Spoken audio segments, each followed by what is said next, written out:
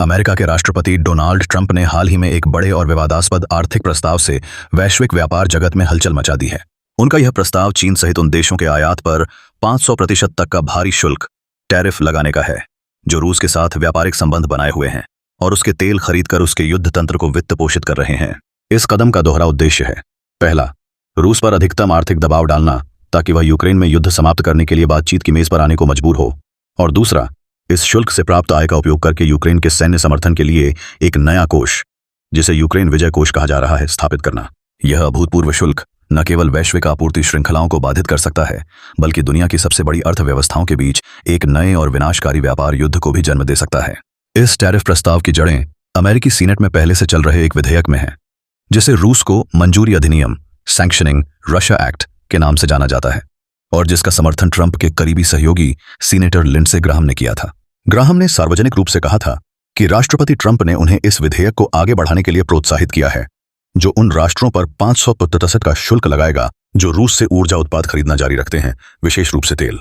Senator Graham ने बताया कि भारत और चीन मिलकर पुतिन के लगभग 70% तेल निर्यात को खरीदते हैं, जिससे रूस का युद्ध मशीन चलता रहता है, और यह शुल्क रूस की इस आर्थिक जीवन रेखा को काटने के लिए डिजाइन किया गया एक आर्थिक बंकर बस्टर है। इस शुरुआती विधेयक के बाद राष्ट्रपति ट्रंप ने एक और विशिष्ट और आक्रामक कदम उठाने का निर्देश दिया है, चीनी आयातों पर 500% टैरिफ लगाना और इस राजस्व को सीधे यूक्रेन विजय कोष में डालना। व्हाइट हाउस के सूत्रों के अनुसार यह योजना यूरोपीय सहयोगियों के सामने भी रखी गई है, जिसका उद्देश्य यह सुनिश्चित करना है कि यह पहल एकतरफा न हो, बल्कि एक एकीकृत पश्चिमी आर्थिक मोर्चा बने। यह प्रस्ताव चीन को उसके रूसी समर्थन के लिए सीधे दंडित करता है, लेकिन इसे यूक्रेन को हथियारों और सैन्य सहायता के लिए एक स्थायी और बड़ा फंडिंग स्रोत बनाने की दृष्टि से भी देखा जा रहा है, जिससे अमेरिका और यूरोप पर सीधे पड़ने वाले वित्तीय बोझ को कम किया जा सके। हालांकि इस टैरिफ का प्राथमिक लक्ष्य विदेश नीति है, लेकिन इसके गंभीर घरेलू आर्थिक परिणाम होने की आशंका है। येल बजट लैब के अर्थशास्त्रियों के अनुसार यह टैरिफ अमेरिकी परिवारों पर मुद्रास्फीति के रूप में सीधा बोझ डालेगा, जिससे एक औसत अमेरिकी परिवार के लिए सालाना लागत में लगभग 9 लाख की वृद्धि हो सकती है। इसके अलावा ऑटोमोटिव जैसे उद्योग, जिनकी आपूर्ति श्रृंखलाएं जटिल हैं और जिनमें एक कार में दर्जनों देशों के पुर्जे शामिल होते हैं, उन्हें सबसे अधिक मार पड़ेगी। अनुमान है कि प्रति वाहन उत्पादन लागत में $500 से $8,000 की वृद्धि हो सकती है।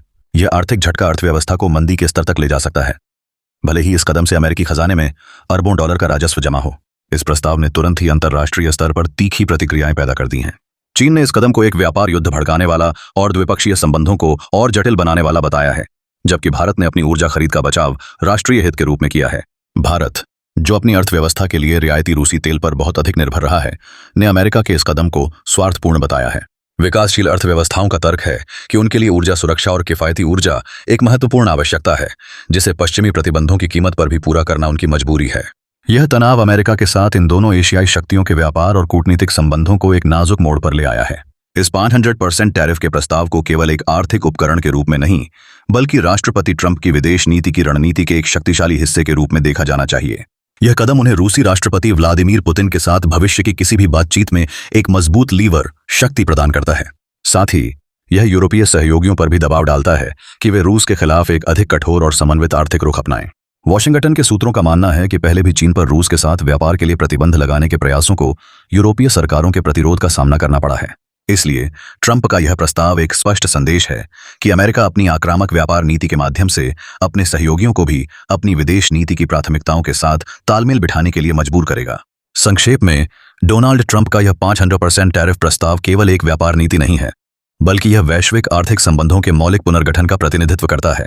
यह स्पष्ट करता है कि व्यापार अब विशुद्ध रूप से आर्थिक नहीं रहा है, बल्कि भू राजनीतिक संघर्षों में एक शक्तिशाली हथियार बन गया है। हालांकि अल्पावधि में इसकी लागत अमेरिकी उपभोक्ताओं और अंतर्राष्ट्रीय व्यापार व्यवस्था के लिए बहुत अधिक दिखती है, लेकिन दीर्घकालिक निहितार्थ अधिक महत्वपूर्ण है। विश्लेषकों का मानना है कि यह कदम एक नए व्यापार युग की शुरुआत को चिह्नित करता है, जहां पुरानी वैश्विक व्यापार व्यवस्था के नियम अब लागू नहीं होंगे और आर्थिक संघर्ष राजनयिक समाधान से पहले और अधिक तीव्र होने की संभावना है।